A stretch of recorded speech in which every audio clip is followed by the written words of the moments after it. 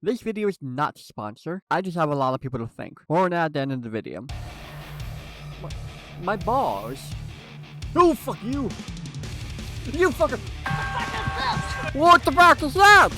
Not his balls. What is up with you and balls? Holy shit. Ah! You are creepy as hell. Outlast. Something I can never do to a woman. Outlast is also a game series that involves a lot of science and a lot of religion, despite the two not mixing well. It is also a game I've never had the pleasure of playing, so I set myself in rehab in the form of the Outlast Trials. Clearly, I'm not mentally well for not playing this great game series. The Outlast Trials is a series of trials. Who could have saw that coming? The you and up to 3 of us go to test both your mental and physical strength by sending you to locations that are made to strike fear into most people. Some of these locations being a police station for criminals, standard. And then we got an amusement park for introverts and an orphanage for Bruce Wayne. I'm Batman. Within these locations, there are tasks that you have to do while being chased around by psychos roaming the location. Now, let me tell you, psycho is an understatement. These guys are fucking insane. None of them wear clothes. It's not even the fact that they're not wearing clothes, it's the fact that they choose not to wear clothes. There are so many fucking bodies around, and the morons choose to wear nothing. What is up with people and not wearing clothes? There are all these corpses here, and we start off with clothes. Why are none of you wearing clothes? See, he's wearing clothes. Take his. Why is it every time I turn around, no one's alive? I mean, no one's wearing clothes. But genuinely, why?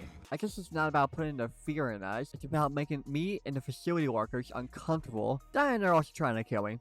But that's the least of my worries. That's because we are given the tools to survive the trials. You don't need to rely on just your wits. These tools come in the form of rigs. There are 4 total rigs, those being the X-ray, gas mine, stun nade, and healing gas. All come with additional perks as you upgrade them with resources, aka skill points, for leveling up. For example, I have the ability to see objects and traps through walls along with the enemies, or recharge my night vision, or show my team the enemy's eye tag. If you can't already tell, I used the X-ray instead of the other rigs, despite the other rigs still being viable. It's just the X-ray's way too good to pass on.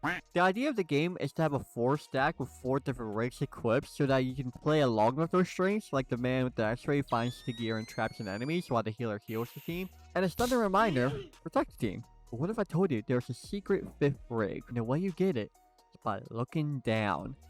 That's right, it's your fucking feet. My man's is walking around barefooted all over glass, kicking open doors, and even kicking enemies. There's even a prescription to make kicking enemies better, and you should definitely get it and use it and not watch your team die, as that's really bad and not at all good. What was that? That's execution. Huh. Hey, just because I said you should use it doesn't mean I use it.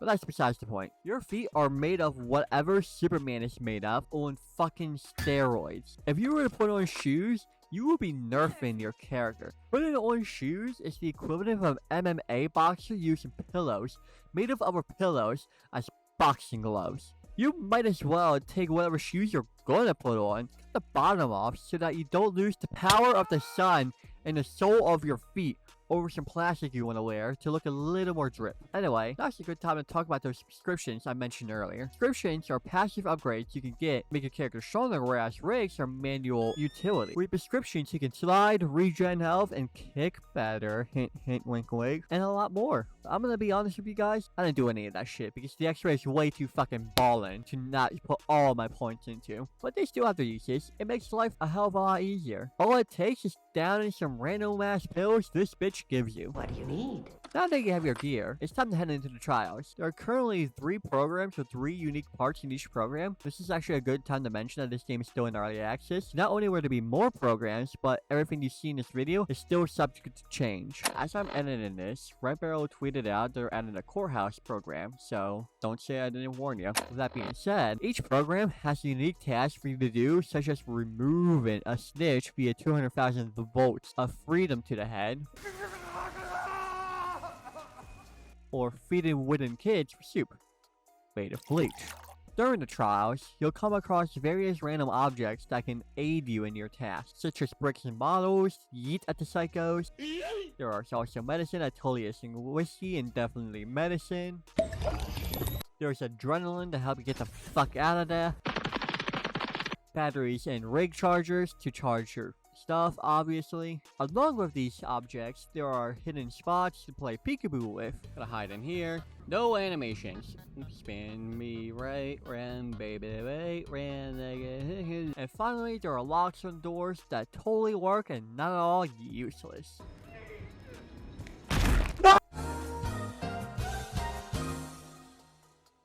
Using the tools given to you before and during the trial, there are tasks you gotta do in order to complete and leave the trial. Trust me, you wanna get out of there as fast as possible. And this is arguably my favorite part because each task you do is very unique from each other. You go from pushing a man with the word snitch on his chest to an electric chamber, to playing carnival games with hearts to win tickets to enter a building. There's so much to do, I never got tired of playing a game specifically because of the task.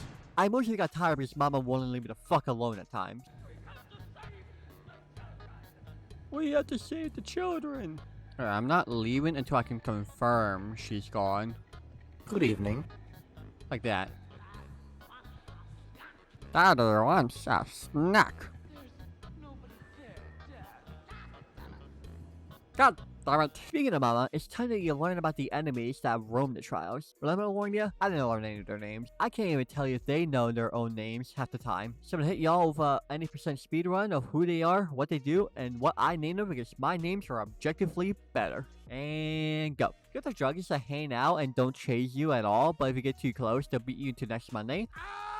There's Mr. Asthma with a speaker attached to his mouth that just sleeps until you wake him and then he screams, stunning you. You can get the dollar store Justin Voorhees wannabes that walk around with their little machete or knives. Mom! You got Mr. Freedom that walking around with his lightning stick.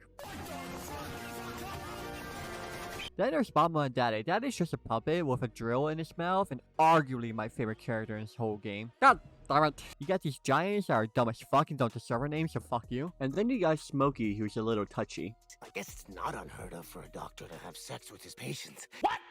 And finally, you got Mrs. Bitch, who hides in your hiding spots, and if you walk too close or run too fast, she'll pop out, pin you to the ground, and beat you until you can fight her off.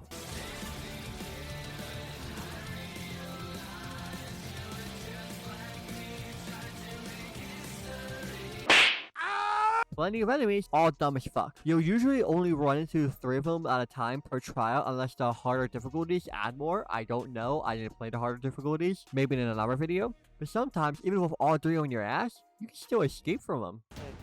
I said good you But did. why are you here? You're both here!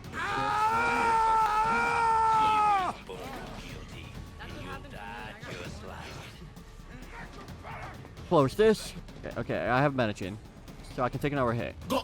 I can take another hit. Where are they at? Fuck, they're all here.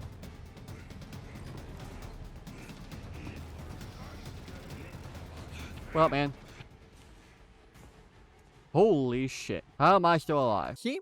They might be scary and have weapons, they don't got nothing between their eyes. After you finish your task and escape the fools, it's time to leave the trial by hitting this big red button and winning a 10-second delay. Once you leave, you're given a rating on how well you did, and rewarded with money and XP to buy more cosmetics and earn skill points to upgrade your gear, making the next trial easier. And eventually, you'll be reborn and re-earn your freedom. Assuming you live long enough to see that. But yeah, you now have the knowledge to pass these trials, so I hope you all see you there in rehabilitation with me. Considering if you made it this far in the video, you clearly don't know what good content is and need to be rehabilitated. So come on, why don't you make yourself anew? Be reborn with me. And thank you guys so much for watching to the end of the video. It means a lot to me.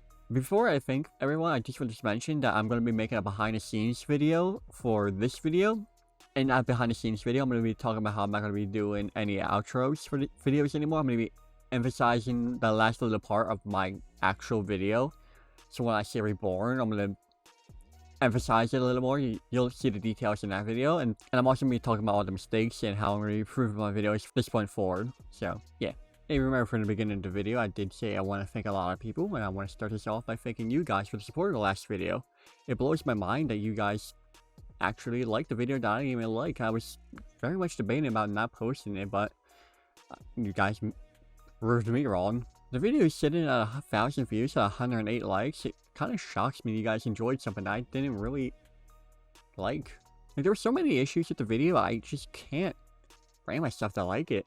But you guys like it, so staying up, and I'm very glad that I posted it. I also wanted to thank all of my friends for being inspirations to me for making content, because if it wasn't for them, I only be making content just to make it, to expand a portfolio. But the fact that they're indirectly pushing me to make better content, I have to thank them all for it. And trust me, you all know who you are. As a thank you to the ones that create content, I'm going to be putting all their socials in the description for my videos so everyone can check them out.